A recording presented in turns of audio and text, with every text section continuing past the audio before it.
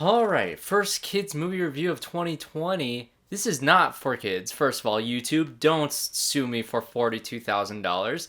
This is not for kids. This is for you parents wondering if you should bring your tiny little children to see Dolittle, the new Robert Downey Jr. movie with a bunch of famous people. John Cena, Kumail Nanjiani, Tom Holland's in this movie as a voice of a dog. A bunch of other random actors and actresses. Octavia Spencer's in this movie as a goose, because why not? You got Emma Thompson as a parrot.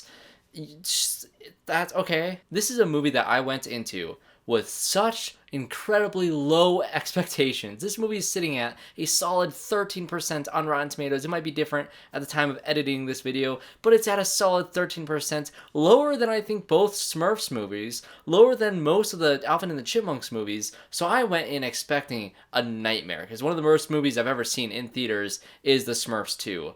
I still have nightmares about that day. Now, this movie is not nearly as bad as some reviews are saying. And honestly, I would say this movie is actually pretty decent. I enjoyed myself watching this movie for the most part. I think it's just a perfectly fine kids movie. That, like I said, for you parents watching this video, I think it's good to show your kids. If I had young children, probably around the ages of like anywhere between 3 to maybe 10 oldest, I think they'll very much enjoy this movie. And I think parents sitting in the movie watching this thing won't completely want to die watching it either. I think it's a perfectly watchable movie. And I think Robert Downey Jr. is having a hell of a fun time watching this movie. He is eating up every scene that he's in, and he's pretty much in every scene in this movie. He is chewing up the scenery, he's being weird and funky, and just, this is his post-Iron Man role. And is it a great role? No, of course it's not a great role for Robert Downey Jr. I can see him doing much better things. But if you take it in the context of Robert Downey Jr.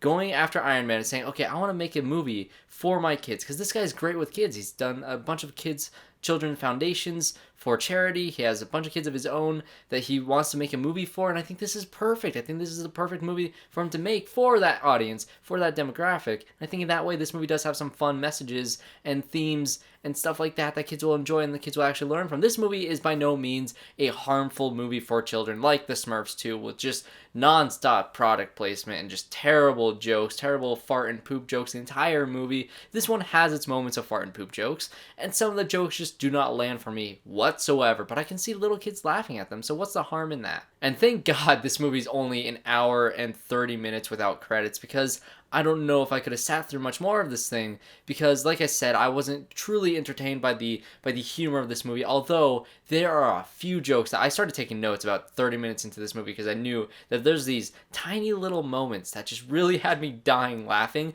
It's just because they're the most minuscule, tiny, out of nowhere jokes. So very mild spoilers for Dolittle if you care. A couple jokes I'm going to spoil. Like I said, none of these are going to be plot points. None of these are going to be 90% of the jokes in this movie. Just I wrote down a few because they had me dying. There's a scene early on where the villain of the movie, Martin Sheen, has like a fly swatter and he smacks down on a fly, but this fly swatter has holes in it. And the fly's like, oh my god, I lived. I have to go out and do things. This is means something. This is incredible. And he flies out a window and a bird just snaps him out of the air and he's just gone. It's incredible. Robert Downey Jr. at one point sticks his head in water and starts talking to an octopus, because of course he does.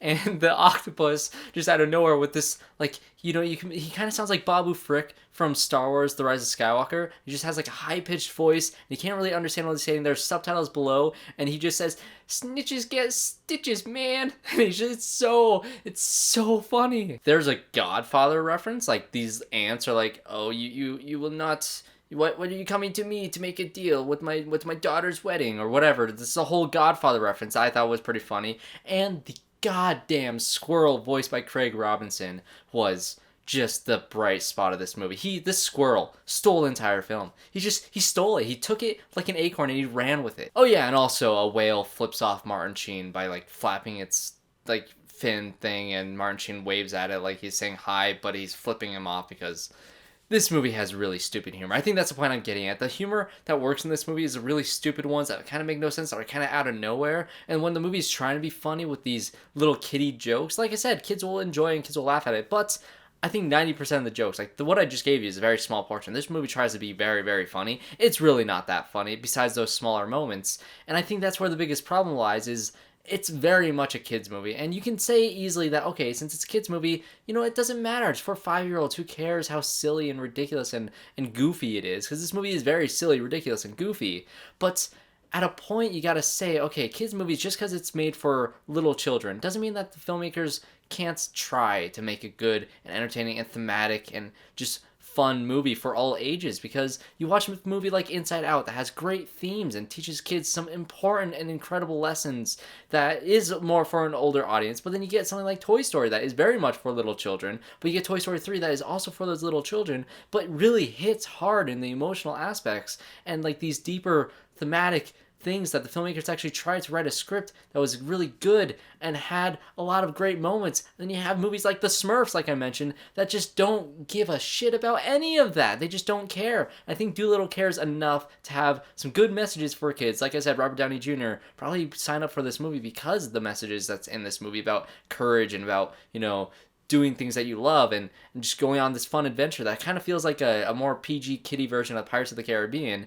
That is, you know, this is a perfectly fine, disposable January movie that I think, yeah, go take your kids to. Why not? Go see this movie. You will probably hate yourself for a good portion of it, but you might laugh at Craig Robinson popping up as a squirrel, saying these ridiculous lines, and Kumail Nanjiani as an ostrich.